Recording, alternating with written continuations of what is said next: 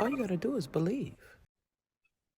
Welcome, everybody. It's Coach Miana DK checking in once again, and we are here for Not Another Podcast.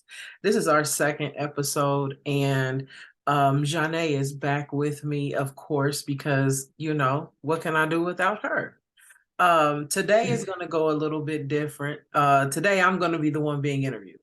Today, Janae is going to take the lead on this, and I'm going to answer the questions mostly because I'm not exactly sure how to say what it is that needs to be said. Um, I did mention about a week ago that I went through a medical scare and it landed me in the hospital. And I just wanted to take some time and talk about that because I believe that it'll help. I believe that if one person can hear what I went through, and also understand how to possibly avoid some of the things, then, you know, it'll be helpful for me to be able to help someone else. So, Janae, I'm going to kick it over to you and you take it away. Well, hello. First, I feel very honored that Miana asked me to just kind of take the lead in today's interview process, just because I know I had an opportunity to talk to her. I know kind of what she went through, and I think it's a story to tell, like she said, to really just help and touch not just one, but many, because I think this story will resonate with so many. So I want to start off this conversation by asking, so what did happen? I know you kind of told us that you experienced something, but what was that experience? Okay, so the official name that I left the hospital with was acute cardiac episode. Okay. So it started on a Tuesday. I was driving with one of my friends and I started to feel like chest pains that felt like acid reflux on 1,000. Okay, so if you can imagine, it kind of felt like a circle right here, and it hurt for about, I want to say, an hour, maybe more than that. But within that hour, I was driving around doing stuff and taking antacids and all this other stuff, and it kind of went away, and I forgot about it. But then on Friday, the same week, those pains started again about 6 in the morning, and I mean, looking back, it seems ridiculous what I'm about to say, but it didn't stop until about noon. And during that time, I was just trying to figure out ways to make the pain stop, trying to come up with things here at the house to do. And I was like, I'm going to go ahead and go to urgent care later. By the time the pain stopped, I kind of just slept for the rest of the day because I'm tired by that time. So then Saturday morning, I was preparing to go to a wedding down the hill, and the pain started again about 12, ended about maybe 2 o'clock. But at that time, it's like 3 strikes, you're out. Okay. Something is not normal about this. So I went ahead and took myself to urgent care thinking I might be a little late for the wedding, but let me just, go see what's up. Urgent care sent me to the ER. And the ER is like, okay, we're just going to take some blood. My blood pressure was also very high. We're going to take some blood, we're going to run some tests, and we'll let you know what happens after the blood panel. And so then the doctor came in my room and was like, I'm really glad that you came in today. You probably did yourself a favor. We checked for, different things in your blood, and there's an enzyme in your blood called troponin, and it's supposed to be 45 or less. And your troponin levels were 4,014. And listen, I don't know anything about troponin levels, never heard of it before in my life, but I know if it's supposed to be 45 and mine is 4,000, something's wrong, right? So the doctor is pretty much like, yeah, so you can't go home tonight. Just prepare to be here until we can figure out what's going on and how to, combat it. And then you can think about going home. And I'm just sitting here like, what? So now my question is, well, how did that happen? What?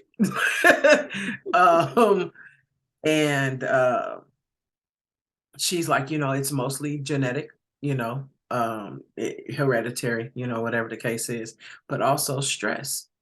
How you handle and process stress is the biggest factor, even bigger than, the genetics of it all. So I had to do the hardest thing ever in my life, which is tell my kids I wasn't coming home. Mm. I think that probably messed me up more than anything, because, so now they're scared, they're worried, and I don't have a way to fix that because listen, I'm scared too. Um, So they decided to do something called an angiogram, which is a procedure where they go in through your arm and check your heart.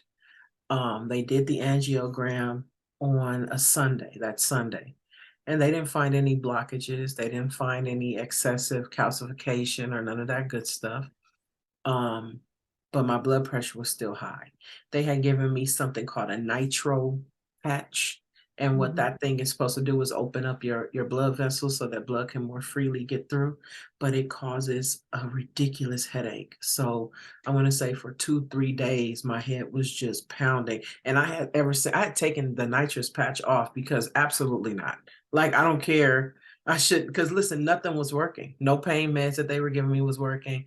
Nothing. They had given me morphine, Norco, and I'm like, yeah, none of this is working. So let's take this patch off. Um, so they still had to figure out how to get my blood pressure down, but you can't do that if my head is hurting because I'm in pain.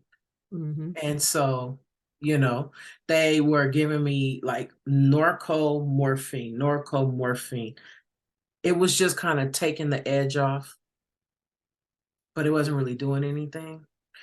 Um, so when they finally sent me home, which was like that next day, the doctor is like, okay, so I want to be seen by you. I mean, I want you to be seen by me. So we're going to get you a referral over to me as your cardiologist.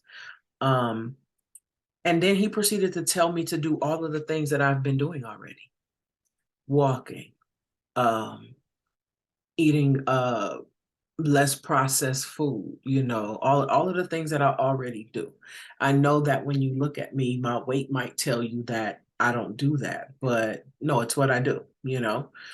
And so the only thing that he was telling me to do that I wasn't already doing was figuring out a way to process stress better, because clearly I wasn't doing a good job at it.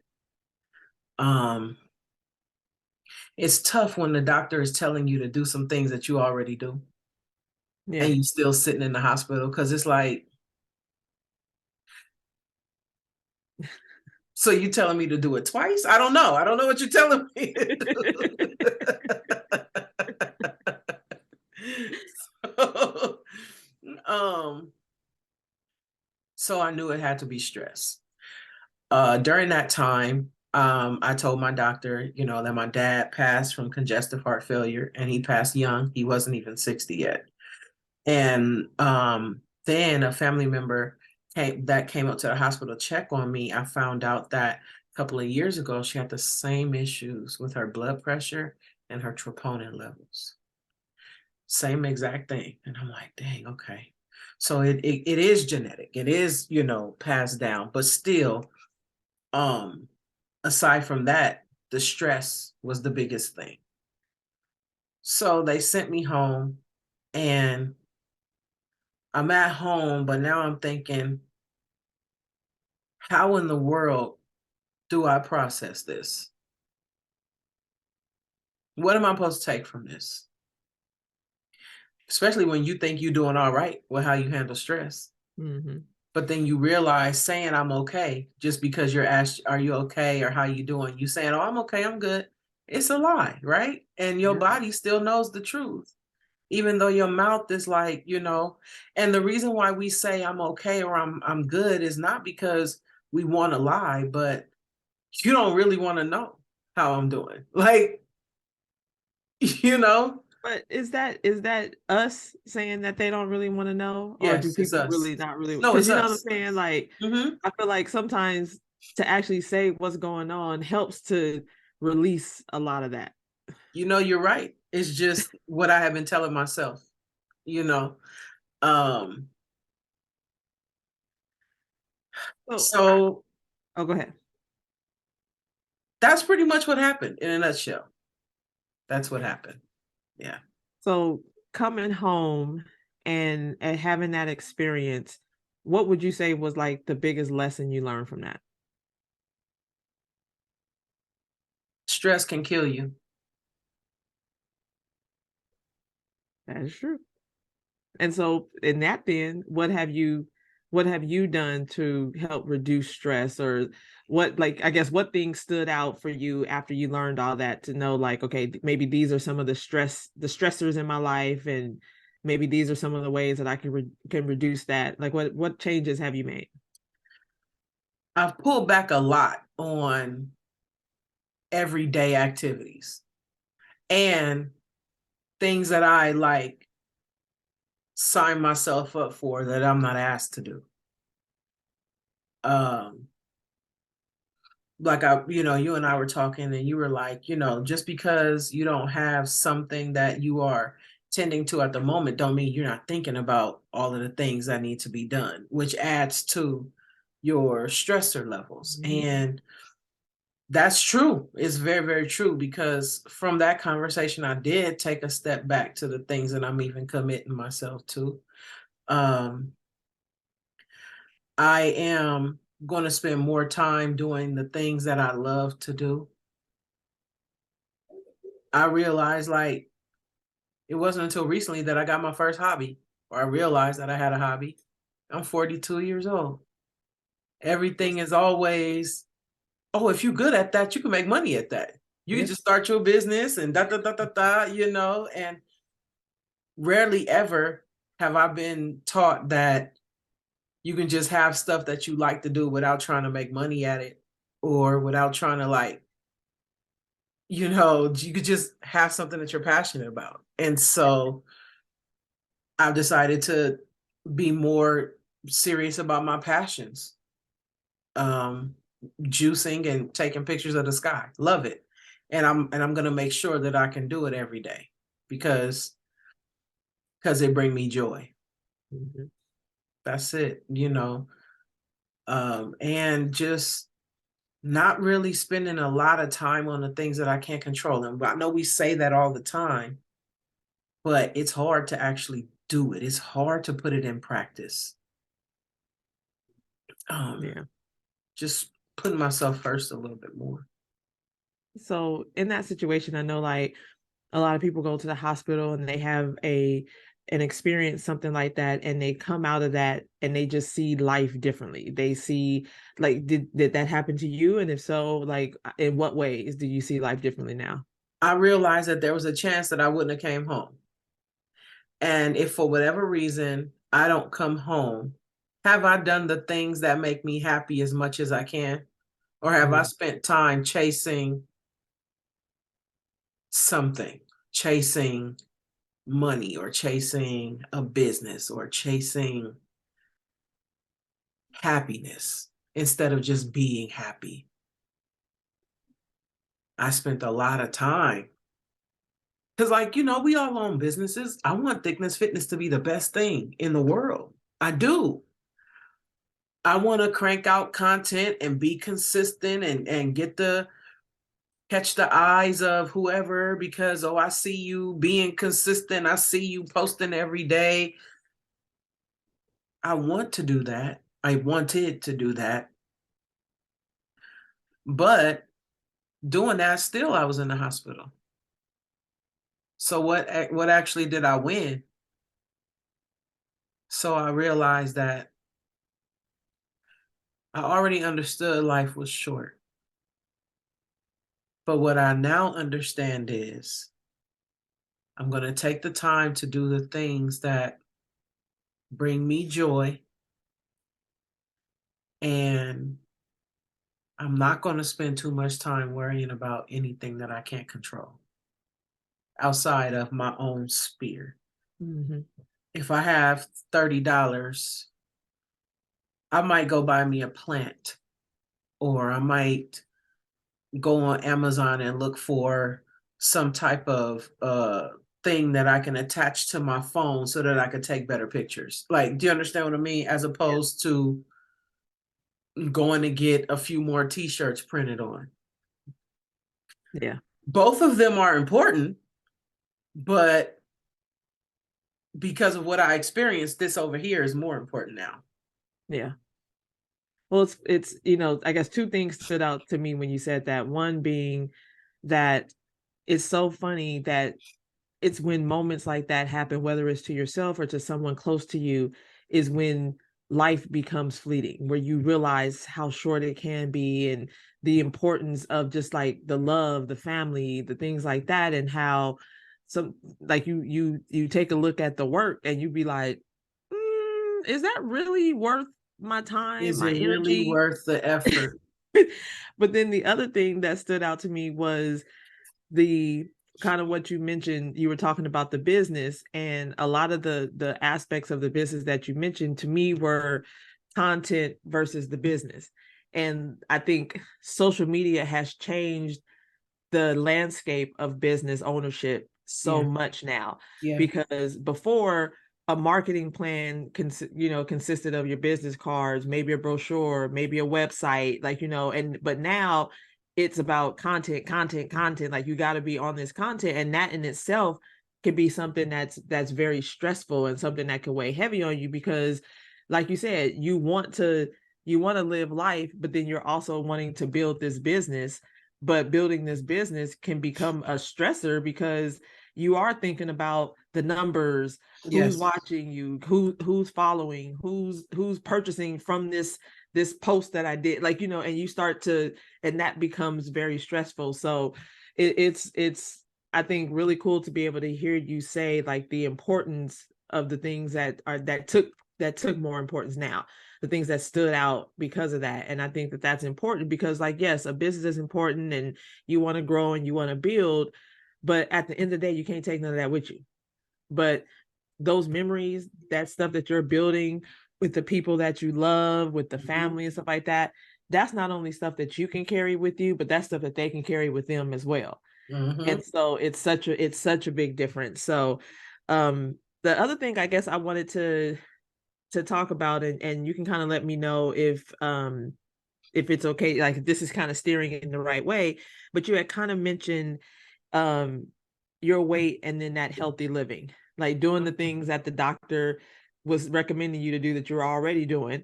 And the fact that some people they may look at you and be like, wait a minute, are you do these things, like, and it's just like that I guess misperception of what Mm-hmm. people think healthy looks like. And I would love to have you like talk about that a little bit. Well, I actually have two perspectives on that from what you just said. Two things popped up. Um, living healthy and healthy living. Um, living healthy was what I was doing, right? With it, because you got to walk every day, you got to eat right. That's living healthy. But healthy living is processing stress well. It's having passions. It's having, it's balance. It is. And I don't think balance is real. I don't think that, like when you, I just, but prioritizing is the word you used. I remember. It's about saying no.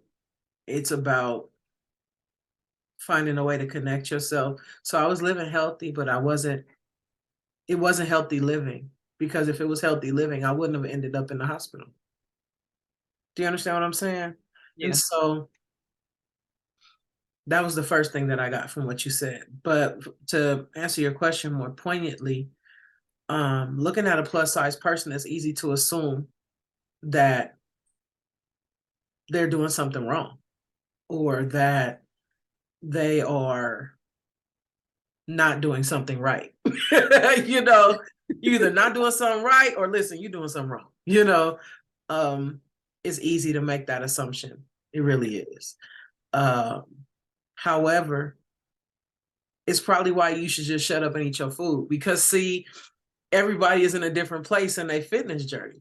So to assume, when you look at one person, to assume that what Mhm. they're about or what they're doing or how they're living, it's inaccurate at best and ignorant at worst. You know what I Yeah. mean?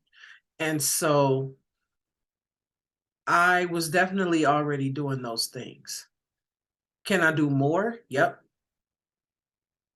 And I will. But I was already doing those things, you know. So when it's not physical, what is it? It's Mental and mental, emotional. emotion. Allowing yourself to even do the physical things that help your mental and emotional well-being are difficult if you're not used to it. Like, for instance, meditation is hard. It's not easy. People Mhm. would think that because all you're doing is sitting down and being quiet, that you're doing it. But no, we think hundreds of thousands of thoughts every day. Yep. And meditation is finding a way to shelve those thoughts and just be present in the moment, which is so good for your brain to not just be thinking about something every minute of every day. If you are someone who uses your phone for your business, for your social media, for, communicating with your loved ones, sit your phone down for 30 minutes and don't look at it on purpose and tell me how easy it is for you to accomplish that task. It's not easy because it's not something that we're used to doing. So just like anything else, it requires work and dedication and discipline to be able to even meditate like you're supposed to, which is why I didn't at all last week. At all. I just wasn't feeling it. I just wasn't in a place. My thoughts were so scattered. My thoughts were so all over the place. My feelings were all over the place. I didn't even know where to start. So I Yeah. didn't. I didn't care about recording content. I didn't have it in me. Well, it wasn't also that you, I think, didn't have it in you. I think, like we mentioned earlier, it's that taking a look at everything on the outside then, and I think you were in that process of just really trying to figure out, well, what's important, what are the Mhm. things, because I think even in a conversation that we had after, after you got back and we had a conversation, out of all the things that you talked about, the juicing was what's like kind of stood out to you, because I think that a lot of the other stuff was just like, yeah, I mean, it's definitely, it's great for the business and it's things that I probably want to do, but like right now, this is where my heart lies. This is where I want to do. And I think taking that into account is so big. And one of the things I wrote down while you were talking is I was like, doing the outward things, but what about the mental, what about the mental things? And then you had mentioned, like, you had literally said it as soon as I was done writing, because it's true. It's like we can easily, you know, juice, drink, eat the right foods, drink our water, exercise. We can do all the outward stuff, but it's what we're dealing with internally that are the things that are wreaking havoc on our Mhm. bodies. We don't Mhm. realize, I think a lot of people don't realize, like, stress and your diet are two of the hugest factors of people who are passing early, who Yep. are not living their life fully, or having to go through, huge medical, procedures and things like that. And it's usually from stress or diet. And usually a lot of the times, because you're stressed is why you got a poor diet. Right.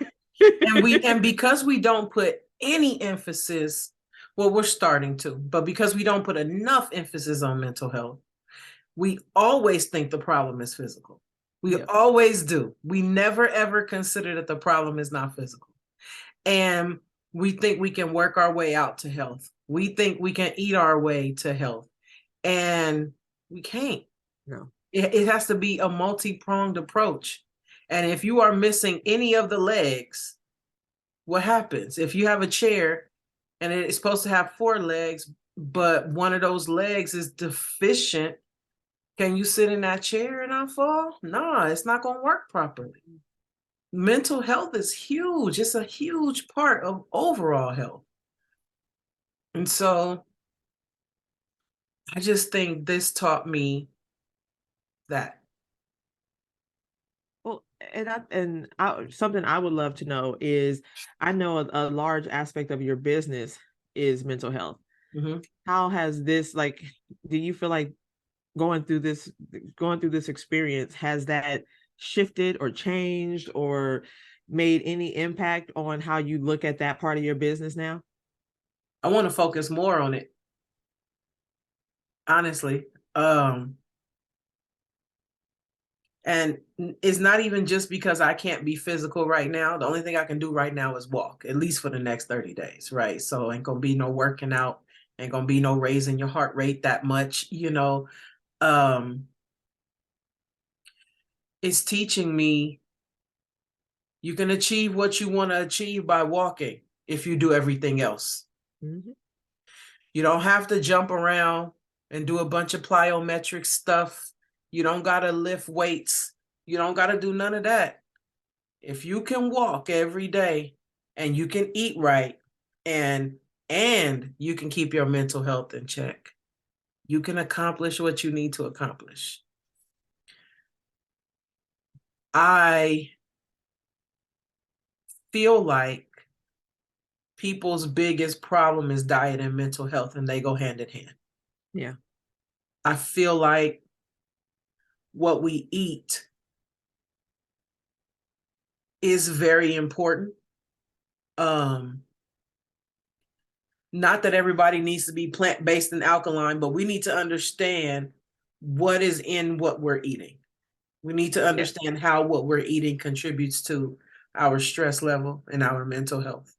We need to understand that just because the FDA approved it doesn't mean it's good for us.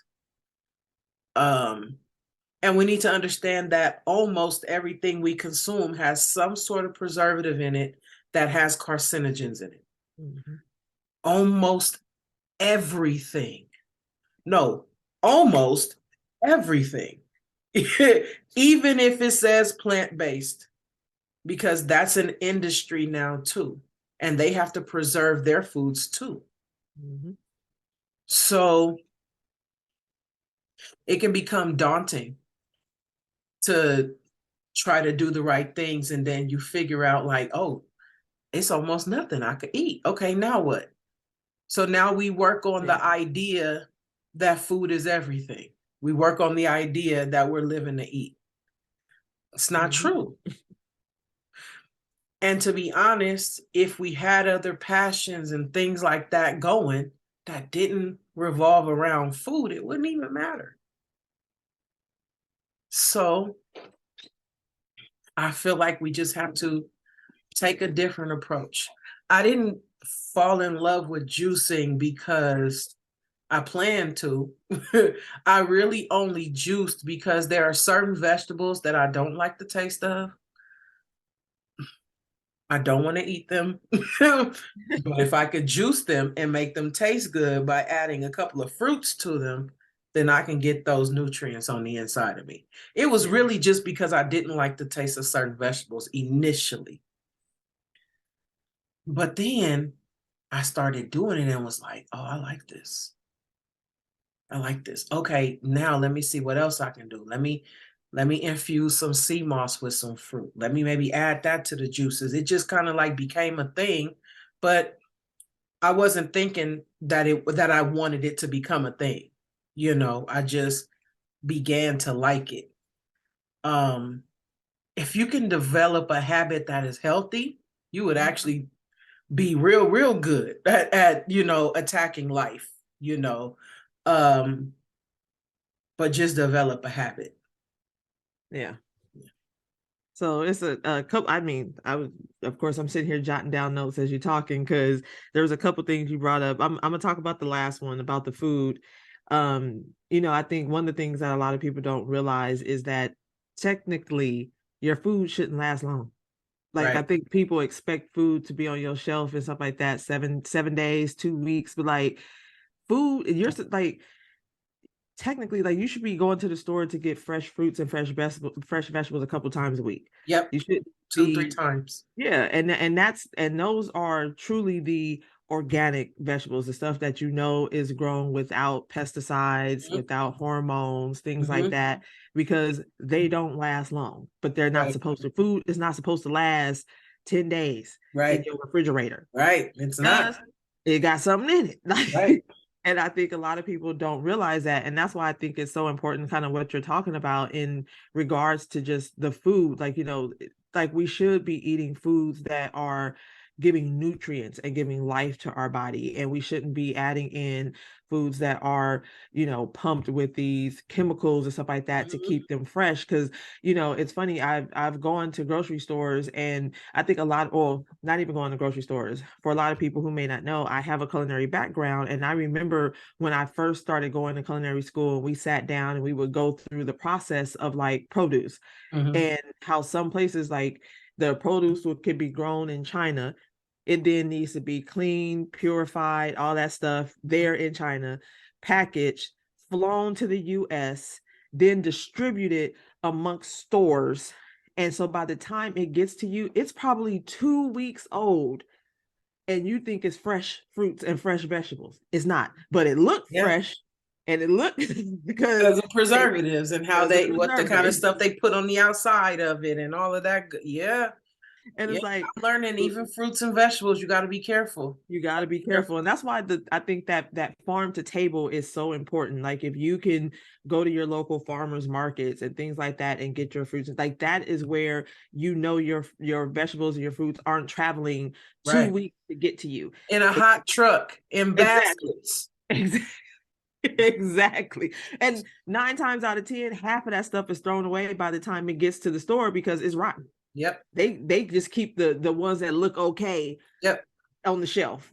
But like, and that's why sometimes you'll buy something and you'll be upset because you'll have it 2 or 3 days in your refrigerator and you'll notice it going bad already. But that's because it wasn't fresh. It wasn't as fresh as you thought it was. Right. Exactly. So I love Exactly. the fact that you're kind of bringing that up. But the other thing I did want to talk about that I wanted to kind of bring up was the balance thing. You kind of touched base on that a little bit, and I know we kind of talked about that.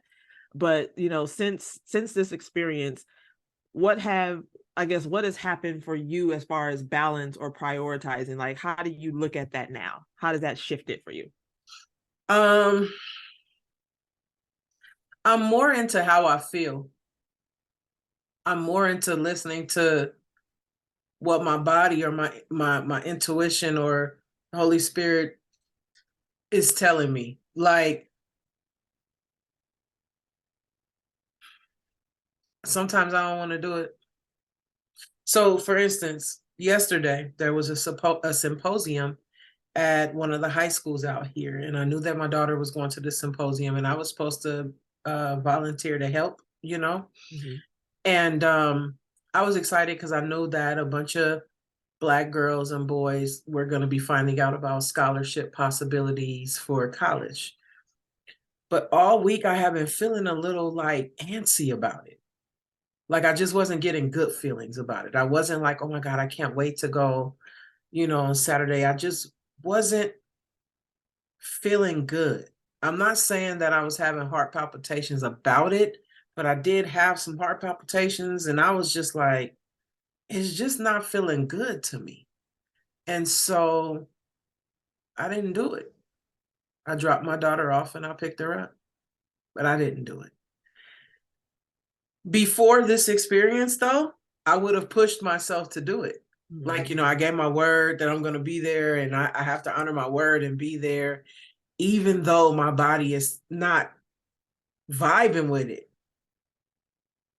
But now, though, I was like, nah. I came home. I did a few things to plan for my week. I watched a movie and I took a nap. Yeah. And I didn't feel bad about it. And you shouldn't. This is the first time though that I didn't feel bad about that kind of decision. You understand what I'm saying? I Yeah. normally wouldn't even make that kind of decision, but I did and I didn't feel bad about it. That's two things that are just very different from where I was. Um about 5 years ago, you would not have seen me walking 2 miles a day. I would have said I don't like walking. I'll do anything other than walking or running. But now, I have my pooch and, I walk her 2 miles every morning.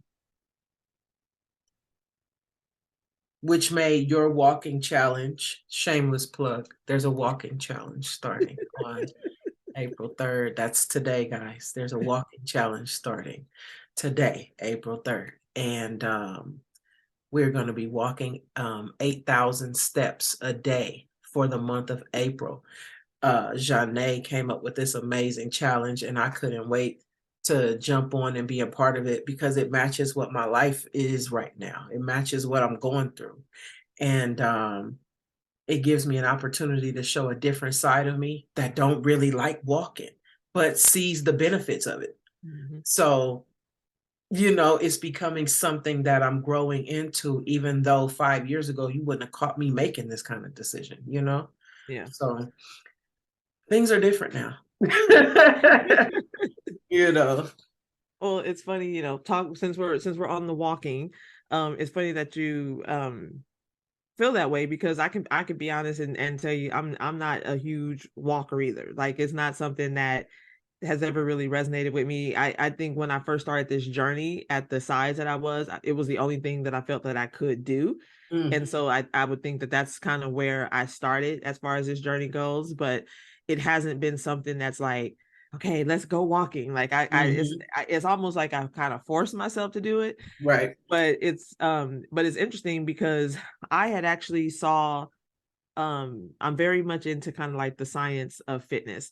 Mm-hmm. And so I had actually kind of saw a video, and then I read an article on walking, and then it just so happened that you and I had our conversation, and then you were like, well, it looks like I'm kind of put the workouts on the back burner for right now, and I have to start walking. And I had already kind of started thinking about doing a walking challenge. Mm-hmm. But I think, like you said, a lot of people don't realize the health benefits of walking and just eating healthy, because in those studies that I was reading about, like out of 54 studies, the participants that walked lost a majority of their weight by walking, lost belly fat, burned more fat, and burned more calories than those that were just like weightlifting or just doing like regular workouts. And I found that to be very interesting, because it's just like how how walking can just be so simple. But then it's so funny, because if you look at some especially if you go to a lot of these senior citizen homes and things like that, the seniors that are probably the most vibrant, the most outgoing, are the ones that probably get a walk in every day. And it's because their bodies are used to movement and things like that. And you also notice that you hear about when people retire and they just kind of become very lax and don't really do much. And unfortunately, you'll notice that their lifespan seems to be shorter versus than those that retire but keep moving, keep doing something. They keep moving their bodies. Their lifespan is a lot longer. So it is so funny how like the simple act of walking can change your body, can really help you with health benefits. And I think I commend you just for putting yourself out there, letting people know kind of about your journey, and even being open and honest about, hey, 5 years ago, I wasn't trying to do this, but I think a lot of people are like that, because a lot of people think you're supposed to go to the gym and lift weights or run on the treadmill for 20 minutes. Like, you're supposed to do these things. And it's like the simple act of just moving your body every day is enough. But you just have to be consistent with everything else that is healthy. You just have to be consistent with it. Yeah. So I appreciate you doing that. Or even saying that. I know we kind of segued into the walking really quick. It's but okay. Yeah. I do want to kind of close off the balance thing really quick. I think one of the things you and I talked about when it came to balance was, we talked about how everyone is trying to find like this balance: work, family, relationships, or whatever. And everybody's trying to be level. And I remember mentioning to you, I was like, there's no way anybody, it's not possible. You're always going to have something that's going to take more priority in your life, whether it's the kids, whether it's the husband, whether it's health issues, there's always going to be something that takes more priority. And like you said, it's going to be something different every time. Every time. Like, I finding balance to me is almost like, I think we hear about it and it's something that people are striving for, but it's not something that is truly achievable. I think at the end of the day, you just have to prioritize the things that are important to you in that moment, in that time. Yes. And Yes. if it's the family, if it's the husband, if it's the health issue, whatever it is, like you focus on that. You don't let the other things just go, but there are things that just have more of your focus. And I Hmm. think that also is a way of helping. I think just thinking on that type of level is a way of helping you reduce stress. Because I Yes. think for me, for a long time, trying to find that balance was stressful because Yes. I Especially always when you felt kept like, failing. exactly. And that was it. It's because I never was able to achieve it. So I always felt stressed out. Yeah. Yes. So I think that you being able to kind of have that conversation with women and men and everyone that's watching this to let them know, like, this is life. And in this moment, like for you, your focus is your health right now. Your Yes. focus is your family right now. And you are reprioritizing those things that truly have importance in your life. And I think that's what finding balance is about. And so I think that this is a great conversation. So I did have another question for you. So now that you've gone through this experience and everything like that, what would you tell the woman standing in front of you that maybe could be on the verge of going through something very similar? Hmm. I would say the best advice that I can give you, ma'am, is to truly put your wants and needs first in your life right now. Right now. And I know that it is contrary to everything that you've been taught your whole life. Think about this for women specifically. We are taught a life of servitude from the time we're born. And I'm going to explain what I mean by that. Little boys are given like toy cars and trucks and planes and Legos and stuff to play with.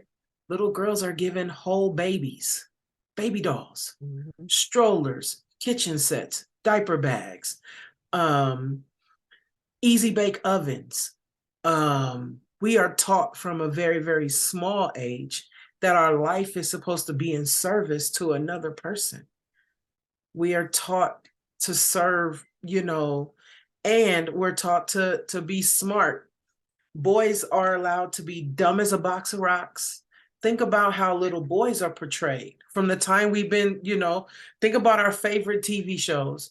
Weren't the boys always portrayed as dumb and dirty? Room never Mhm. clean, don't do good in school, like just dumb and dirty. Why are boys allowed to be that way? Why are we not doing something to change that stigma? Um, Mhm. why is it acceptable, right? Why are girls being taught a life of servitude from the time that they're born?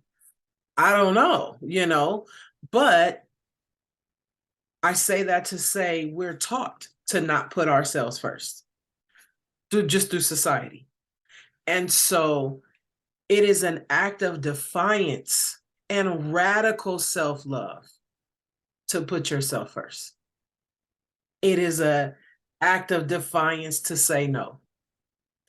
Um, start being defiant. Yeah, That's it.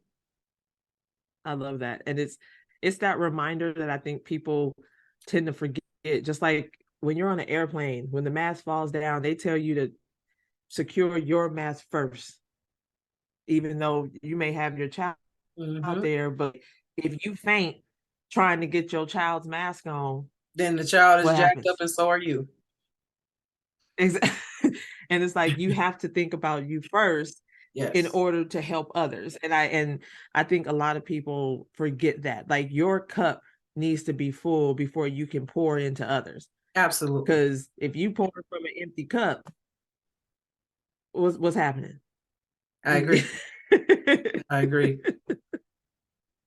I agree. Well, Yeah. I definitely, one of the things that I can honestly say is I think that I am grateful that you are on the mends, that you are feeling better, that you are taking this opportunity to kind of look at your health again, look at the things that you're doing, not only physically but mentally, taking that on fully to know, like, in order for me to get to a better space, it's not just about me getting some exercise or drinking the water or doing this. It's also about me doing the internal work. Because Yes. the internal work is going to it's going to automatically come outward.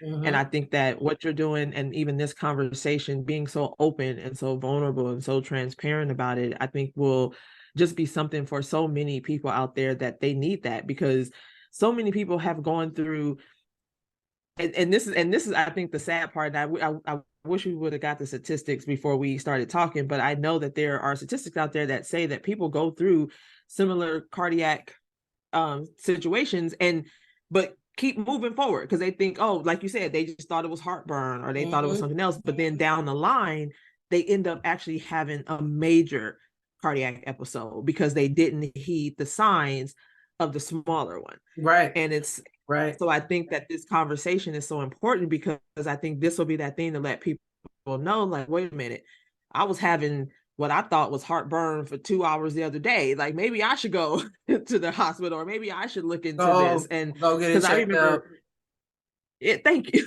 It's like, go, like, please, because I think so many of us, like you said, we are kind of like you did on the first day. You were out, you were taking care of business, you wanted to get through the business, you wanted to get things done, and that's life. Like, most of us live our lives like that. Like, we have our kids, we have our work, we have all these things, and so we keep trying to push through.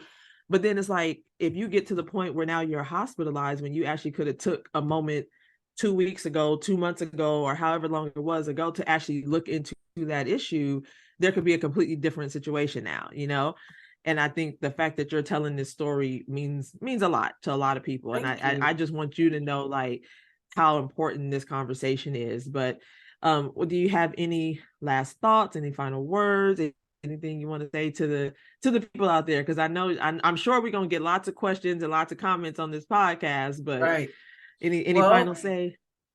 Just listen to your body. Your body will never lie to you. It just won't. And pay attention to your stress levels. There's nothing that you can do to control what is happening to you, but you do have control over how you respond to it and how you process it. That's all you, right? So do whatever you can to be gentle with yourself and put yourself first. Everything else will get taken care of, I promise. And I think that's the part that everybody fears. Is it going to get taken care of? Yes, it will. We It will. promise. I promise you, my life still went around last week and I didn't do nothing. Hardly. I hardly did anything the whole week. I did only what I absolutely had to do. Anything that was already scheduled to go out and post on social media did, and if it didn't, it didn't. And my life still went on, and everything's okay.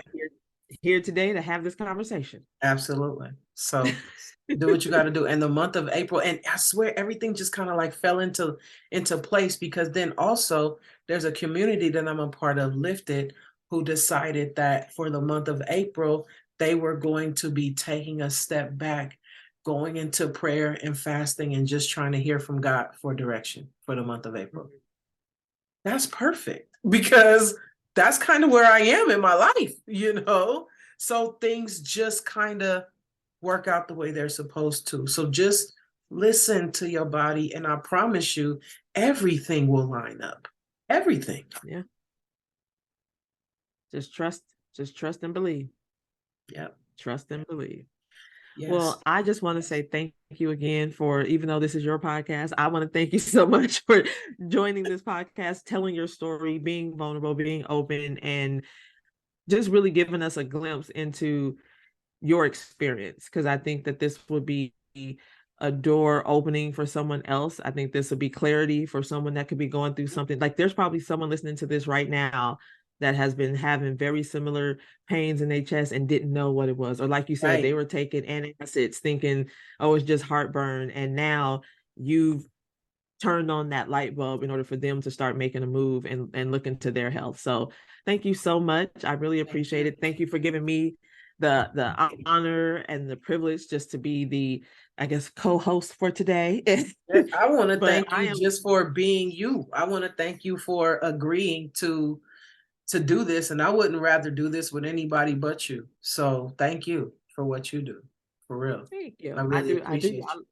I love her, y'all. Y'all, I don't know that, but I love her to death. But I'm going to turn it back over to the host of the show right now. Well, guys, I thank you so much for sticking it out with us. For those of you who made it all the way to the end, go ahead and put a heart in the chat so we know you made it. And please drop down in the comments and let us know if you have any questions for either myself or Janae, okay? We would love to answer any questions you have. You can go ahead and visit us on any of our social medias. You can visit us on any of our websites, and just stay tuned because we'll be back. We'll be back. But until next time, don't forget to like, subscribe, share this with someone who you think it'll help. And I love y'all. I swear I do.